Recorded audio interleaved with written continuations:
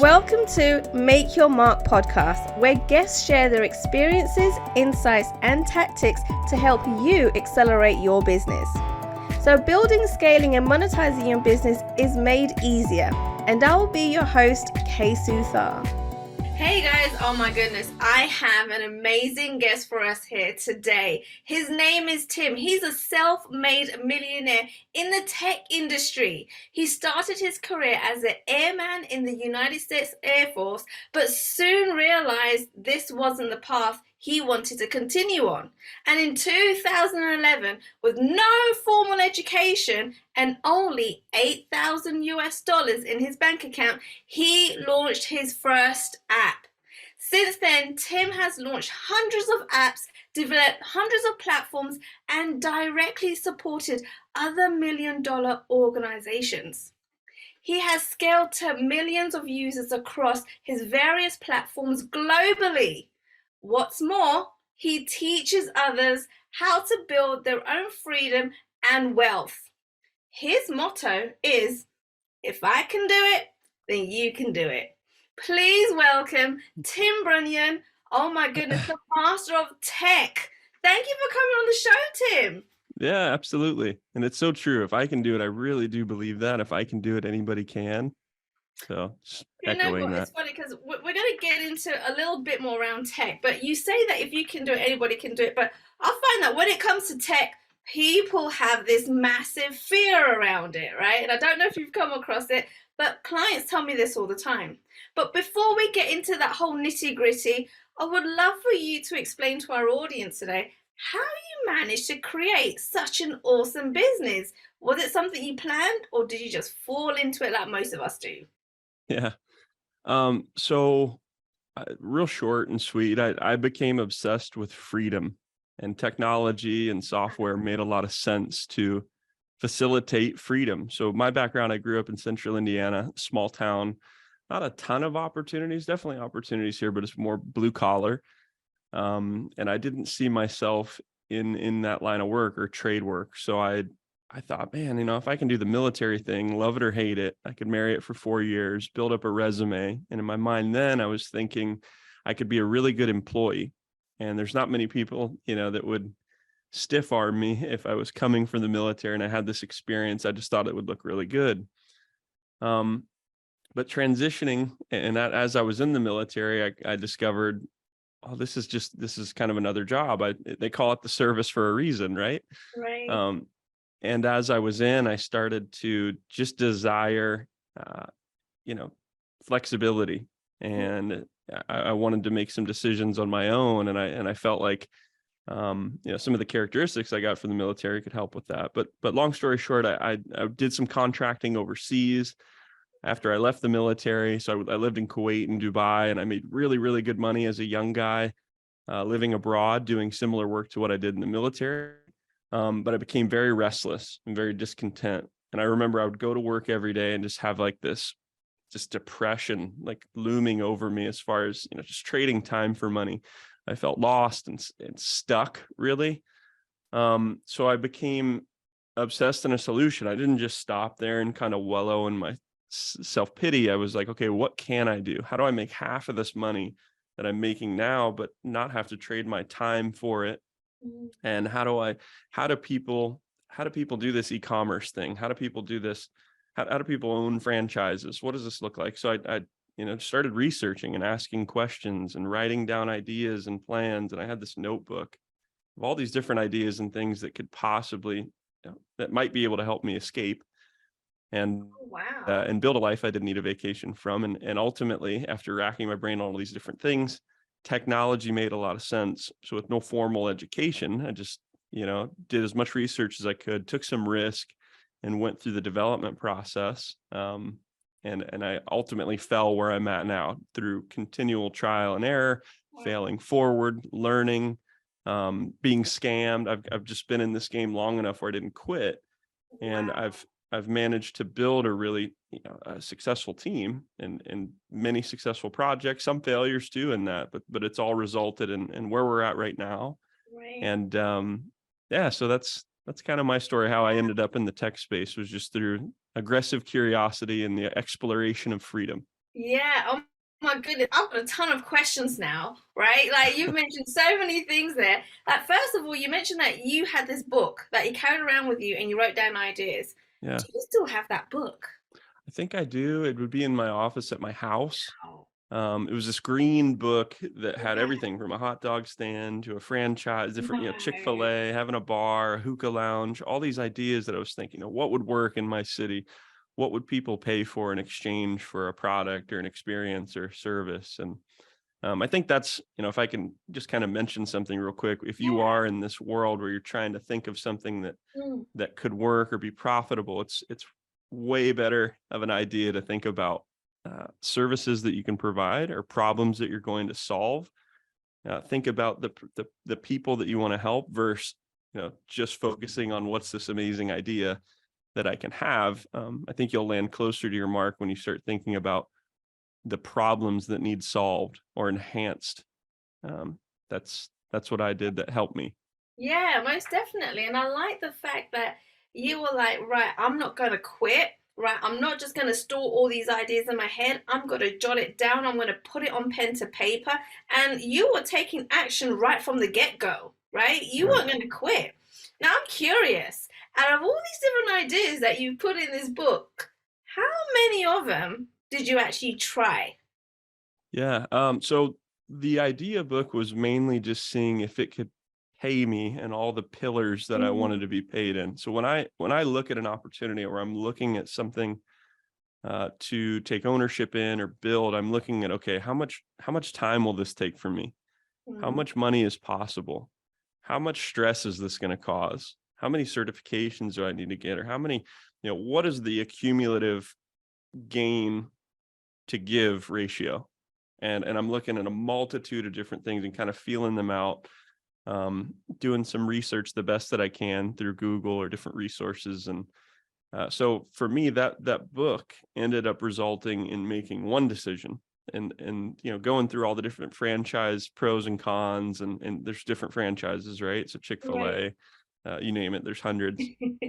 Um, going through all of these, I realized that software, apps, e-commerce technology made a lot of sense for my risk tolerance, made a lot of sense for the kind of lifestyle that I wanted to live, made a lot of sense for, having a global brand and being able to process payments globally and not Mm, having to necessarily have some huge workforce to generate $5,000 to $10,000 a month was my initial goal.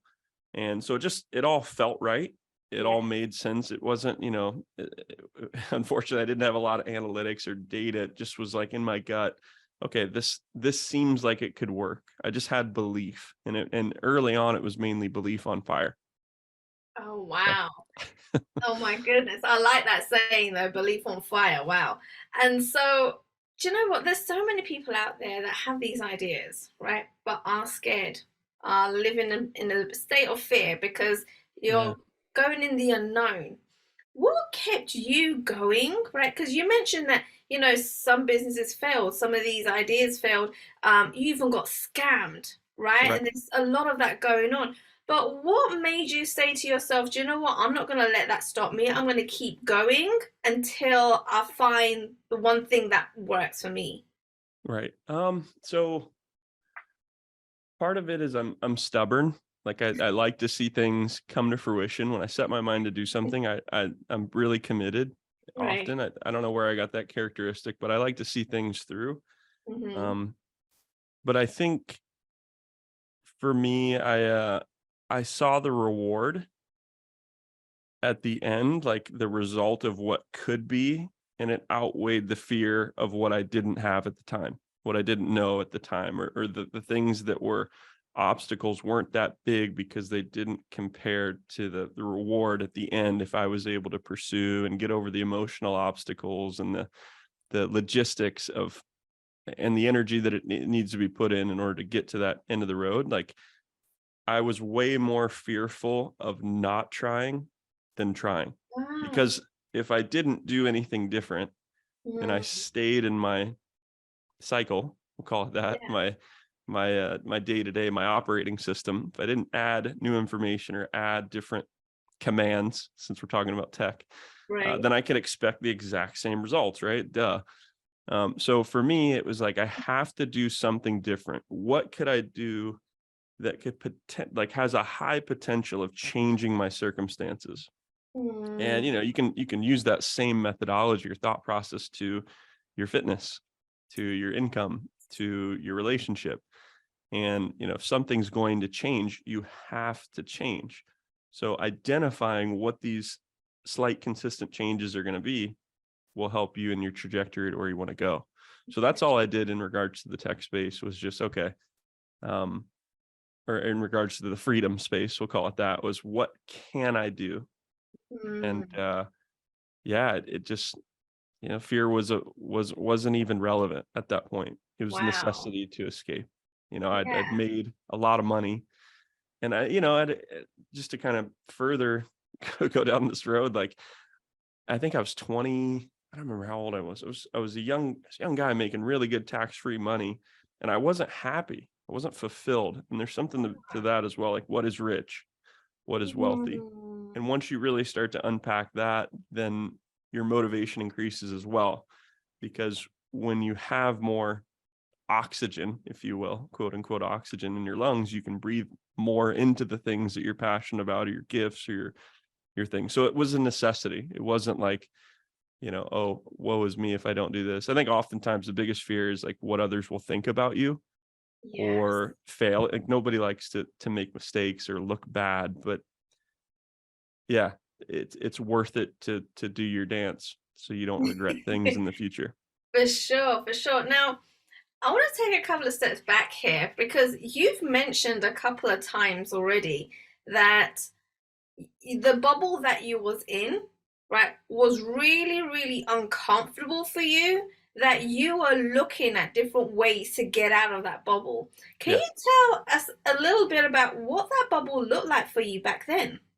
Yeah. So I worked for a company called Constella. Got absorbed into a company called Constellus Group, which is a huge contracting company that does all sorts of stuff all over the world in support of the Department of Defense. So my job early on was like static security or personnel security or asset security. So similar things to what I was doing when I was in the Air Force, but in support of that civilian company. So working in Kuwait, the temperature and the weather is really harsh. It's really hot. Okay. The commute to where we lived was very long. Mm, The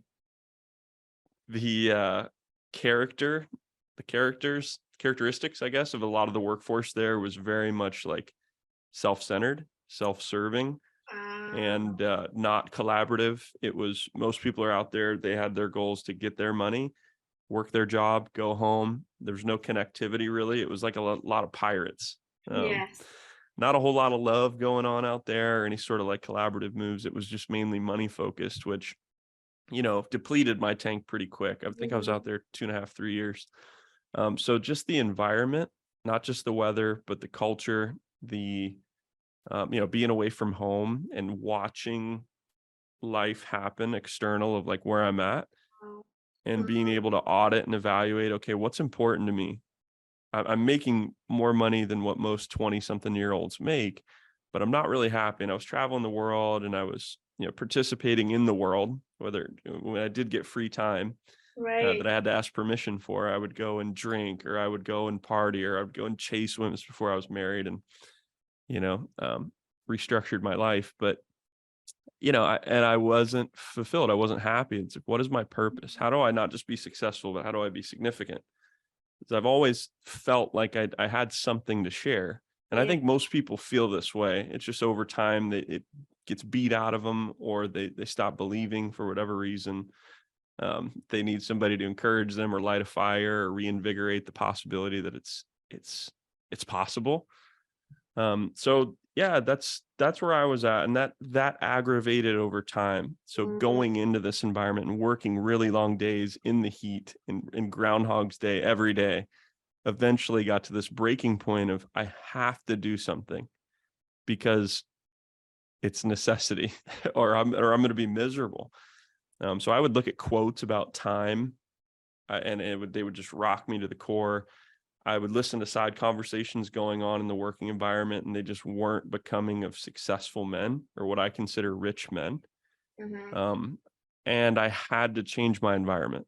So I got to work thinking and imagining my way out of a situation that I was in. Wow. Oh my goodness.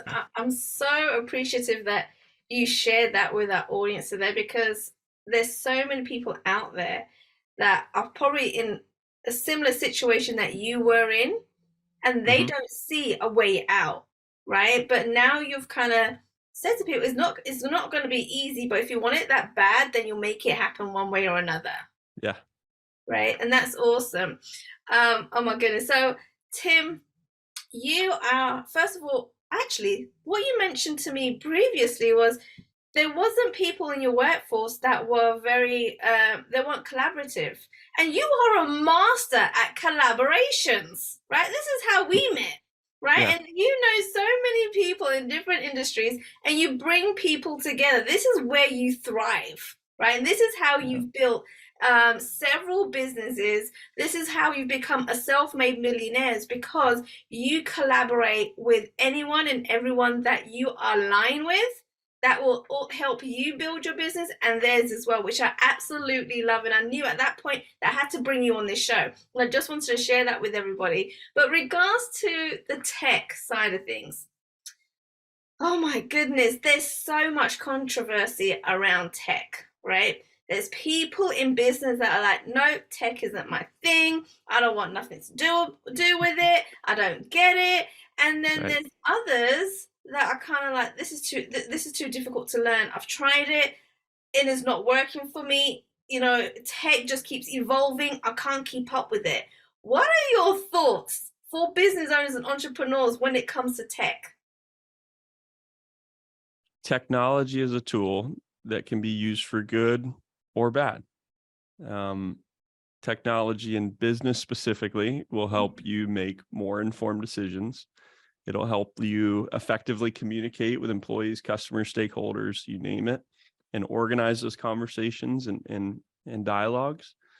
Uh, it'll help you understand and comply with various regulations. It can help you identify and capitalize on various opportunities to grow and develop. So analytics and actionable analytics, which I love, um, can help you forecast for potential changes and challenges or triumphs. Again, actionable analytics and insights that, if you don't adapt to the digital age, then you're very likely not as high performance as you could be.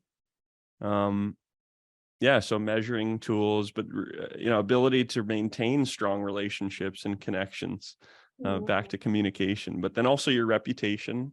I own a reputation platform as well that helps people translate their offline sentiment to online sentiment, because people are looking you up online first before they make a buying decision. That's a Right. fact. It's not me saying it. You can look it up on Google. Yeah. 90% or 80% of people look you up first.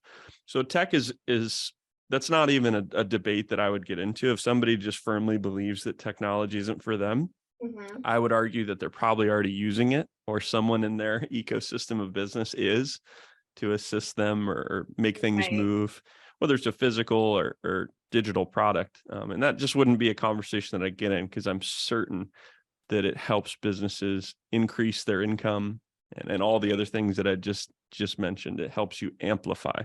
So Big specifically, just to continue on this topic, like during the pandemic, uh, where people were forced to start thinking about, well, how do I distribute my product yeah. digitally? How do I take sales online? How do I work with my team remotely? How do I still communicate? And it forced adaptation. So I think over time it's going to become even more of a necessity. But even if it was just for the security of avoiding a catastrophe or an issue, it's good to have in place. Oh, definitely. I mean, I remember before the pandemic, not many people knew what Zoom was, right? Right. And the pandemic came, and now everybody is on Zoom, right? I mean, there's still people that are finding it a challenge to work Zoom still, but people are on it now because that's the way they've been communicating while we were all on lockdown. And Right. the tech has evolved so much just in a couple of years during the pandemic, right? And it's only going to evolve even more. So you really just can't get away from it. And to be fair, Tim, I'm not a tech person. I'm really not a tech person, but I've had to learn to embrace certain things because when building a business, you can't get away from tech, right? Right. Especially if it's a digital service or a digital product and you want to get yourself out there globally because you want to build an empire legacy, you can't stay away from tech if that's what you want, right? Yeah, Now, I agree. Tim, what do you find, right? And we spoke a little bit about this off camera, but what do you find are the biggest fears and obstacles that stops people from embracing tech?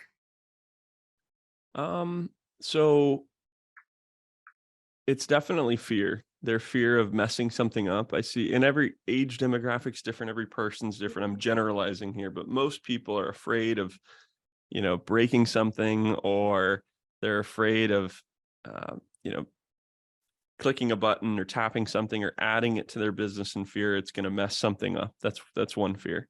The other fear is, uh, some people are afraid of cost. They think that it costs millions of dollars to build a technical solution for their business, and that's just not the case. We've built software that was $1,000 all the way up to more than $1 million, and different contracts. But it really depends on what the person is looking to achieve and how complex we get into in the details. The way that I describe it to people is, if you want to build a shed versus wanting to build a skyscraper, there's going to be different times involved, different material, different experts that need to be brought in, different infrastructure to run that skyscraper versus a shed. So it really just depends on the solution that you're looking for. So yeah, the fear of just, not being in the industry too. People think that you have to have this really high level Mm, understanding of software and technology in order to have something built or have something work for you, and that's not the case either. Full transparency, like, I'm not a developer. I know a lot, so I've been in the industry over 10 years. Like, I can communicate a lot, but I'm very much the liaison between a stakeholder, somebody wanting to build something, and an engineering team that actually lays the bricks, that actually creates the power and the infrastructure behind it. And so that fear is also not really a factor. You don't have to be a coder to own an app or a software company, or mm. build your platform. So I think those are some of the main ones, just to Yeah, name a I few. mean, I feel like tech has definitely got easier, right? I mean, like back in the day, 20, 30, 40 years ago, if you wanted to build a website, it would cost tens of thousands of dollars, right? Right. And now it doesn't cost anywhere near that unless, I don't know, you're making this huge, massive website with, I don't know, AI or whatever it is, right? That's going to cost Yeah. tens of thousands of dollars. But getting started, building a website doesn't cost much at all. And that goes with a lot of other things, creating apps. Like there's loads of people doing it. It doesn't have to cost a fortune, Right. right? And there's always ways around it for sure.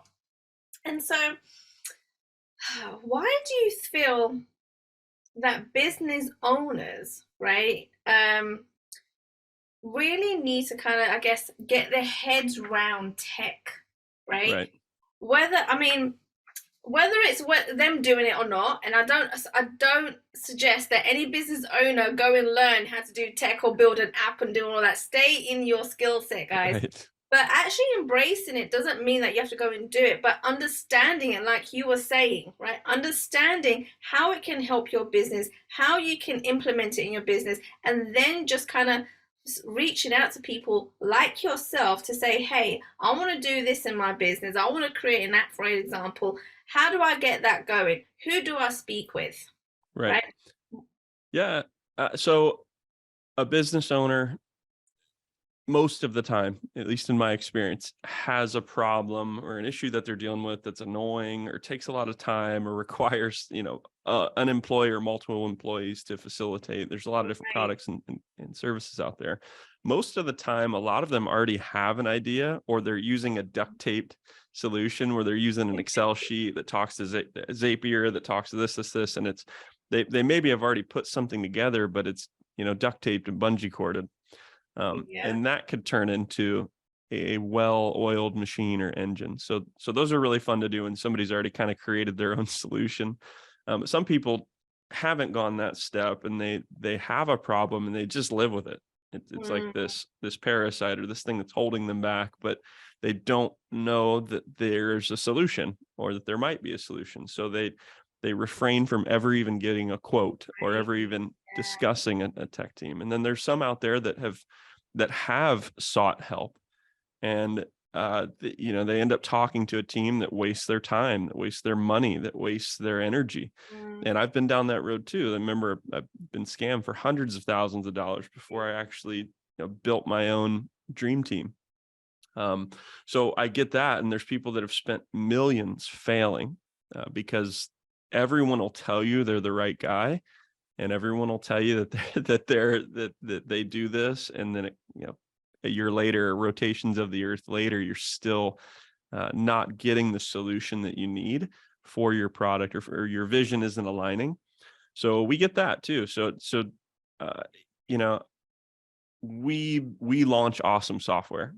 Absolutely no apprehension saying that. Like our team launches really great tech, and our process has been refined through failure. Our process has been refined through working with many stakeholders of different varieties, in government, overseas, stateside, small business, large business, variety of different people. And that's made us stronger, as we've learned, and will continue to grow. But so our process is different. So we start with step one is extracting. We talk to the business owner. Who are you? Who's your customer? What's going on in your world? What are you looking to achieve? The what and the why, and then the result of that. What do you imagine happening? We've got a series of questions that helps us gather intel. So then when we get to step two, it's again balls in our court, where we literally put together a measurable quote alongside of a design. So we're building a working prototype. This is all free. We build out a working prototype of what it looks like, what it acts like without the engine. So that acts as a secondary point of communication, where we get back on a Zoom call just like this, and we go over, hey, how close are we? What do you think about this? Here's the login. Here's what you mentioned about, here's our interpretation of what you said and what we've collected. When we get a thumbs up on that, maybe it takes 4 conversations. We're obviously motivated to try to create, spin up another business, and help them launch. We get paid more often than not long term, because we become that point of contact that actually launches good stuff.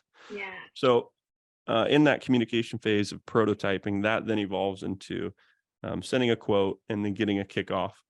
There's milestones in there when we deliver on some of the objectives that we've already predefined. It's just really good communication. So extract, design, communicate, and then kick off. And then at the end, we're testing and delivering.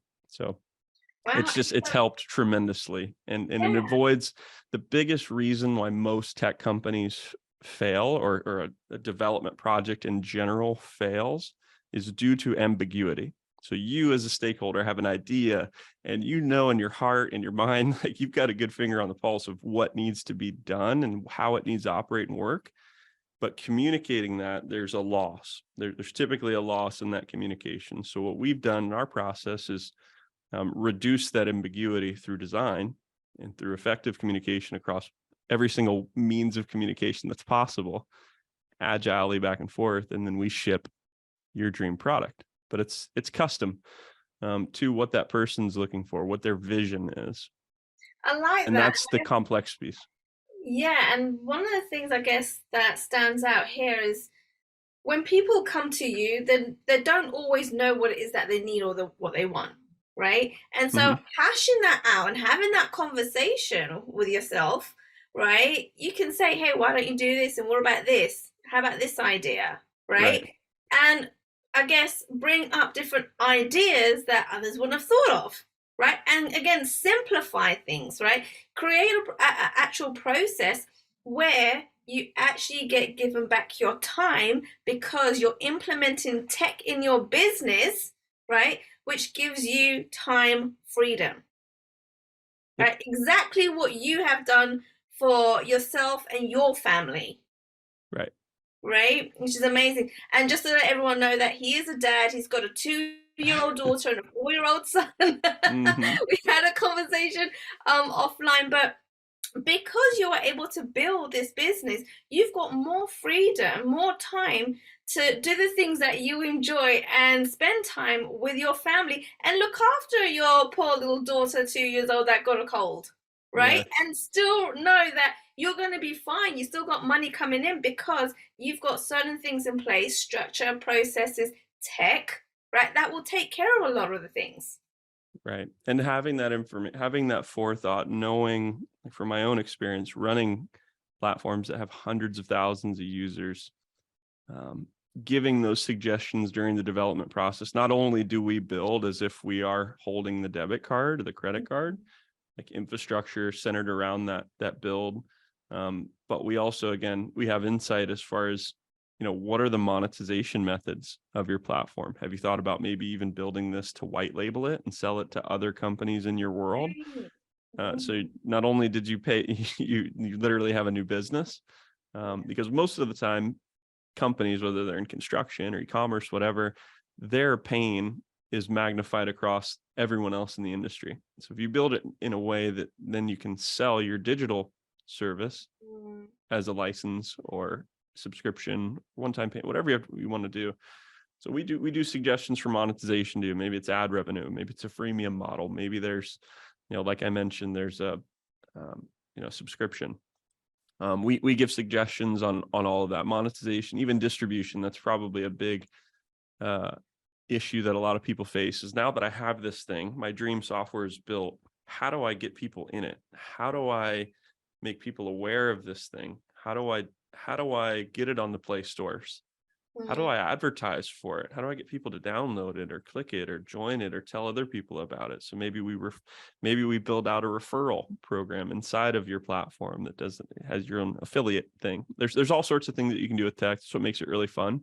But the knowledge that we'll inject into a stakeholder is also, really valuable, I think. Wow, amazing. Oh my goodness. I'm kind of like, oh my goodness, you just given me a few ideas there. Wow. What else what other information would you be able to provide to me, and value would you be able to give if I got on a call with you? Mm-hmm. Amazing. Now, Tim, you get on a lot of podcasts, right? Why did you decide guest podcasting, right? Or podcasting overall, right? Because I do know you have a podcast yourself. Why did you decide podcasting will be a great marketing strategy to get the education out there, and build a global stage for yourself? Why did you choose that route? Yeah. So being omnipresent is really important. And what I mean by that is, again, back to what I mentioned earlier, 80% of people look you up before they decide to do business with you. Yeah. And podcasting specifically is really great digital real estate for search engine optimization, for being shared across a multitude of really big platforms like iHeartRadio, Spotify, Amazon. The list goes on, Apple. There's all these really big stages, or again, I look at it like digital real estate. Oftentimes it's very cost effective to get on and create dialogue and share your brand and share your voice. And ultimately what I think you're doing, and the reason why I choose to do it, is so people can know, like, and trust me. They can see, oh, this is a good dude. This is a good person. This is somebody I vibe with. Or they'll say, yeah, that guy's a douchebag. I don't want to talk to it all. Whatever it ends up being, if you put yourself out there, it's very good for your business. Like your brand, your business and brand should have a voice. And it's very likely somebody that's listening to something like this, to grow and so I highly suggest it. There's more benefits than cons. I really don't know of any cons. Like, why wouldn't you do it? Right. Why wouldn't you be labeled as the subject matter expert? Why wouldn't you share the knowledge that you have and be of value in the market and generate leads and take advantage of their digital real estate? I advocate for that for our creator platform. I tell them about podcasting all the time, and I tell them about, getting digital real estate. Everybody knows about the main ones, right? YouTube, Twitter, Right. TikTok, you name it, all the ones that people know. But there's also other ones out there too that are just the unknowns, or maybe rising in rank. So if you look on your app store, you can see all these different places where you can have your digital billboard, if you will, and put your profile out there and start sharing your content or syndicating it around. But if you don't have any content, you don't have a stage, you're missing out. That's right. And you already know I'm all about podcasting, whether it's guesting, having your own podcast, or doing both, right? Right. You can't get enough content out there to the world. So, oh my goodness, I love that. Thank you so much, Tim. Now, guys, all the links will be in the show notes below. Make sure you go and contact Tim, reach out to him, go check out his website. His website is timbranyan.com. Go and book a call with him. Go and see what else he's doing. Have a conversation, because I guarantee he will be able to maximize and simplify your business. So go and have that conversation with him. Tim, do you have any last words before we come to an end? I really don't have anything. I appreciate the opportunity. Just to kind of echo what you said, if I can help anybody, or somebody's got an idea and maybe they've been apprehensive or been fearful for whatever reason, or maybe they've been burned in the past and they, they've got something on the shelf, would love to just kind of unpack that and give them a fair shot at bringing it to life effectively. So getting a quote, getting a wireframe, getting a design. And even if you don't decide to work with us, getting that will help you raise capital. It might help you bring other people around the idea, or continue snowballing it to where it needs to be. So, either way, I think it'd be valuable. And I appreciate your time. Thanks for having me on, and exciting stuff. It was awesome having you on here, and I feel like I can talk to you forever. Oh my goodness, right? And every time you open your mouth and you give more and more content, you blow my mind. So thank you for coming onto the show. It was great having you on. Thank you. Thanks for listening to Make Your Mark podcast at www.makeyourmarkpodcast.com. Make sure you hit that subscribe button so you get this and every other episode that comes out. We have lots of great stuff coming, so make sure you hit subscribe so you don't miss it. And thank you in advance for all the reviews and comments. I appreciate it so much, and I look forward to serving you in next week's episode.